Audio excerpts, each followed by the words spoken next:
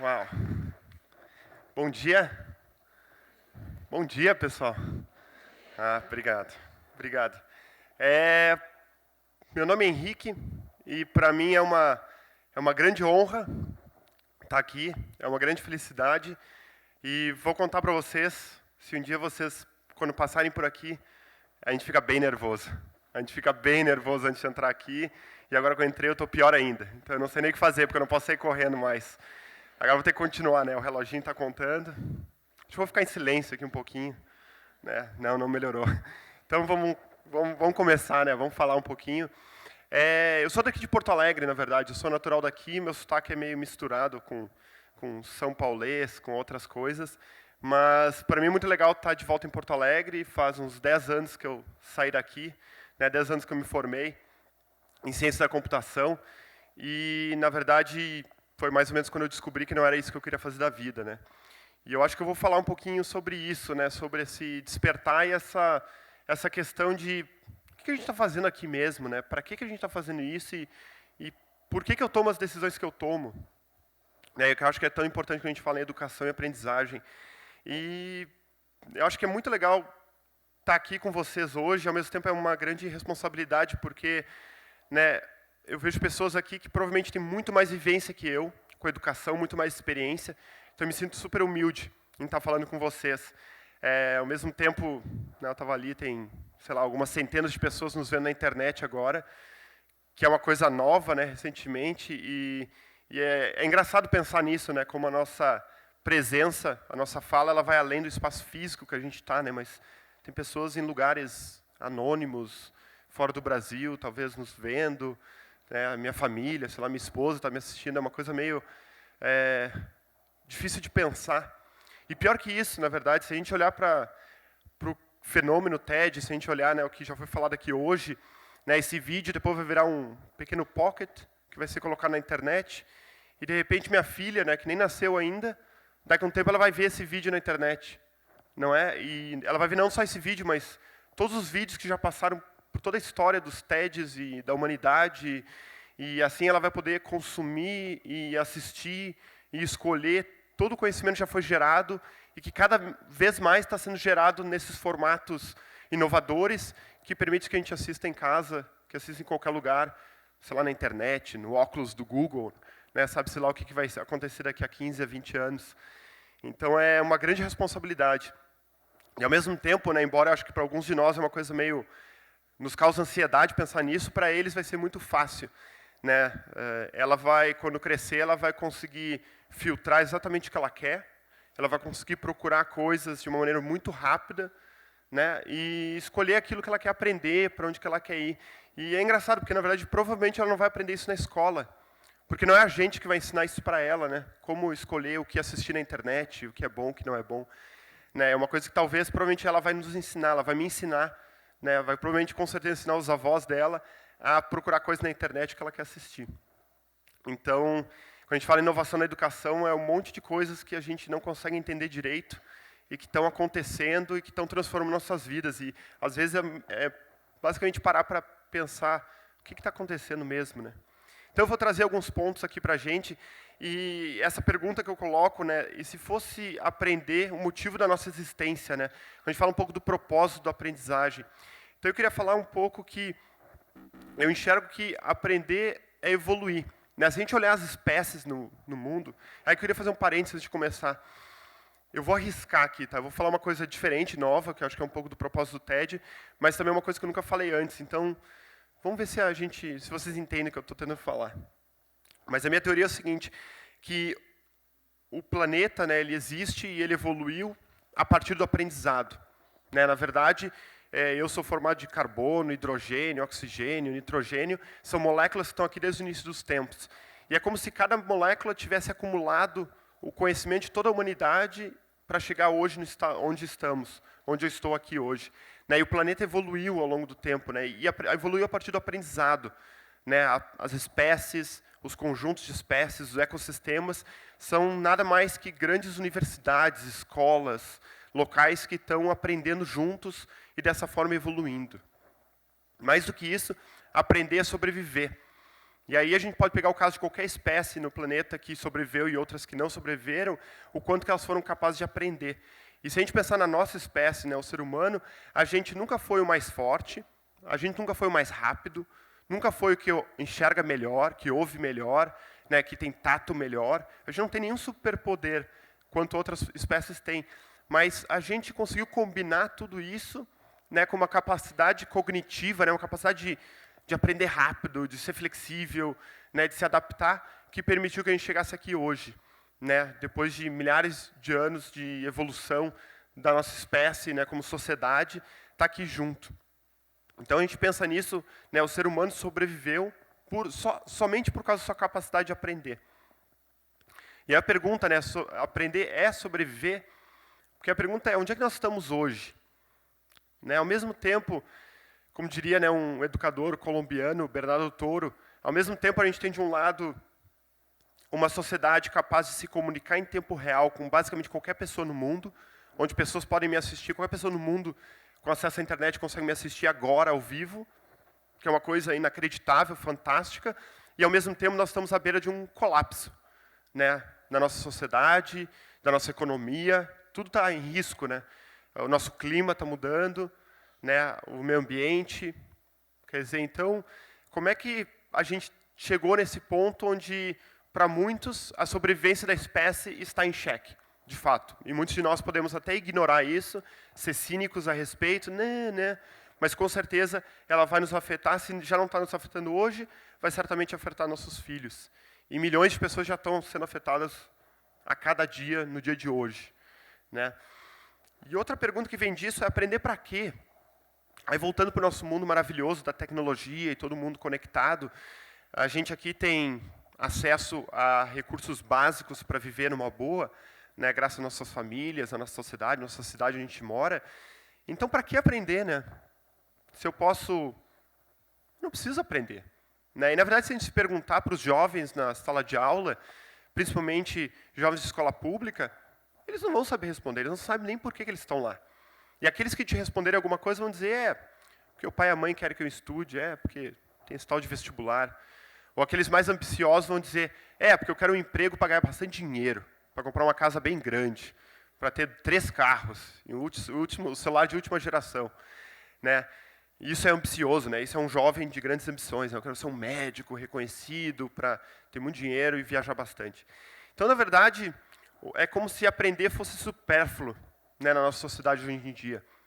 E aí a pergunta que eu faço é para onde nós vamos, né, com essa atitude? E eu acho que é um grande desafio que a gente tem na educação hoje, é um grande desafio que a gente tem na sociedade como um todo, né, que é para onde que a gente está indo com essa atitude. Então, eu queria trazer um aspecto que para mim é super importante, né, como é que a gente muda isso, né, ou como é que, sei lá, se hoje eu estou aqui, é muito de talvez querer me expor um pouco, talvez querer disseminar uma ideia, mas mais do que isso, eu diria que é uma vontade minha de me testar, né? Eu sempre fui muito tímido, assim, né? Se eu fosse falar, se eu fosse pensar nisso quando eu era adolescente, eu seria incapaz de me imaginar falando aqui para vocês. E provavelmente as primeiras vezes que eu falei para mais de 10 pessoas deve ter sido um fracasso. Eu me lembro na escola, quando tinha que fazer uma apresentação, nossa, eu passava mal. Mas uma coisa que aconteceu comigo, né, eu acho que acontece com muitos jovens, é a curiosidade. Né, é essa, e se eu fizesse isso? Né, ou por que não? Né, aquele, talvez um brilho no olho, talvez uma vontade de pensar, né, mas será que dá para fazer isso?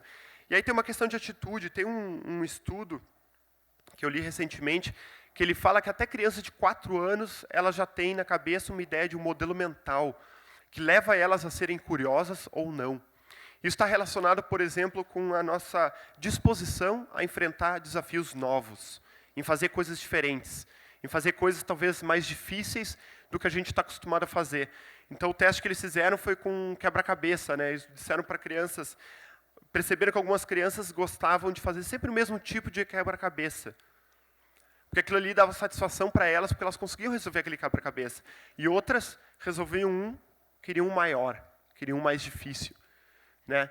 E isso a gente consegue perceber muito depois na nossa vida adulta. Né? Quer dizer, quantos de nós são capazes de se sentir empolgados, se sentir entusiasmados quando a gente recebe um novo desafio, quando a gente assume um novo trabalho, uma nova função, ou algo de novo acontece na nossa vida, algo diferente, né? E quantos de nós se sentem acuados, se sentem ansiosos, com medo, né, de fazer algo diferente, de arriscar, de tentar algo que pode dar errado, né, no final das contas. Então, essa curiosidade é o que diferencia essas pessoas. Aquelas que arriscam algo novo, podendo errar, mas também podendo algo muito legal, e aquelas que preferem ficar no mesmo. E aprender é crescer. Né? Eu acho que, da minha parte, eu acredito que quando a gente aprende, quando a gente arrisca, a gente sempre desenvolve, a gente sempre melhora, acertando ou errando. Né? Então, né, eu me lembro quando eu estava nos tempos de colégio, né, e era difícil, né, tentar uma coisa diferente, né, ainda mais que eu era uma pessoa tímida. E eu acho que sempre quando a gente tenta algo novo, mesmo que não dê certo, a gente está diferente, a gente está crescendo. Né, e despertar isso é extremamente importante, eu vou chegar lá. Mas também tem uma questão de se adaptar. Né, e é uma questão ligada ao nosso ser humano, né, que foi capaz de fazer isso ao longo do tempo, e a nossa capacidade de, quando as coisas mudam, a gente conseguir, né, dar um passo para o lado, conseguir virar para lá, olhar de um lado diferente, né, se virar, de certa maneira. E tudo começa no despertar. E aí eu posso contar um pouquinho a meu respeito. Né? Eu estudei ciência da computação, né, aqui em Porto Alegre, morava com meus pais, né, desde pequeno. E para mim foi um processo que aconteceu em pequenas pílulas, de momentos onde eu me senti diferente. Momentos onde eu percebi que eu podia agir, eu podia tomar escolhas, e aquilo ali tinha um impacto que talvez para os outros não fosse relevante ou não fosse perceptível, mas para mim fazia uma diferença. E acho que demorou uns 10 anos para me perceber o que estava acontecendo, eu poder dizer o que era, né? Eu poder olhar para trás e dizer, naquele dia, ali alguma coisa aconteceu diferente. Né? É uma questão, acho que para muitos jovens, né, que acabam escolhendo carreira mais por influência dos pais, né, ou dos amigos, ou do que está acontecendo ao redor, das circunstâncias, do que realmente o que eles realmente querem fazer de fato. Né? Eu fico imaginando o que seria na minha vida se eu tivesse despertado mais cedo, né, quando eu estava ainda no ensino médio, por exemplo, ou quando eu era criança. Né? Isso foi acontecer um pouco mais tarde, quando eu estava na faculdade. Né? Então, se para alguns... para mim, no meu caso, foi quase não ter me formado. Né? Eu me formei na faculdade mais para entregar o diploma aos meus pais. Demorei 7 anos para me formar, porque, no fundo, eu estava num processo de despertar, eu estava num processo de explorar, eu estava num processo de desaprender muitas coisas. Né? Eu acho que... eu vou contar uma historinha só, que para mim foi muito marcante. Eu estava na faculdade, acho no segundo ano, primeiro ano da faculdade, 18, 19 anos, e fui com amigos para o Peru e para a Bolívia, né? No final da década de 90. Foi no ano do El Niño, inclusive, eu me lembro disso, porque o tempo estava maluco por lá. E a gente viajou de ônibus, a viagem toda, né? Super aquela coisa, né, de mochileiro mesmo, para explorar um novo país. E eu me lembro, quando eu cheguei na fronteira com a Bolívia, eu estava com muito medo. Eu estava extremamente preocupado que eles iam me roubar, iam me sequestrar. Né? Qual a imagem que a gente tem na Bolívia, né? Senão é um país extremamente perigoso e frágil. E o que você vai fazer lá? Né? E para muitos era só passagem para chegar no Peru. E, na verdade, o que aconteceu ao longo da viagem, e eu passei cerca de 5 semanas, 6 semanas viajando, é que eu encontrei um país extremamente, sim, verdade, é pobre, mas extremamente pessoas alegres, pessoas amigáveis, pessoas que me ajudaram muito. Nada me aconteceu, né? Eu caminhava na rua à noite, pegava ônibus, fazia de tudo. Nada aconteceu naquele tempo, só coisas boas. Né? Aprendi a falar espanhol na viagem, que eu não sabia falar, ou me interessei em querer aprender espanhol. Mas o mais importante é que eu percebi que tudo que tinham falado para mim até então, né, era, de certa maneira, uma mentira. Né? O que a televisão tinha me contado, o que a escola me contava, o que meus pais, de certa maneira, né, falavam sobre aquele país, aquelas pessoas, era uma mentira. Porque na minha realidade, na minha percepção, na minha vivência, era um país muito legal, que eu queria muito voltar, né, que eu sinto saudade até hoje. Então, desaprender aquilo que a gente aprende é extremamente importante. né? Muitas coisas são ditas e a gente não vivenciou, mas a gente ouviu falar que é assim, ouviu falar que é aquilo. E muitas coisas são simplesmente vivenciadas de uma maneira e depois a gente precisa desaprender, porque, na verdade, as coisas podem ser diferentes. Né? Uma coisa que eu aprendi é que as verdades são muito menos absolutas do que a gente imagina. E aí a gente precisa reaprender. Né? Então, para mim, o processo de reaprender foi, em grande parte, continuar viajando. Né? Porque eu descobri, puta, mas se esse lugar é assim, imagina outros países, né? Como é que eles não devem ser diferentes do que eu imagino na minha cabeça. Né? E, né, alguns anos atrás, eu tive a oportunidade de passar um tempo na China. E foi exatamente assim.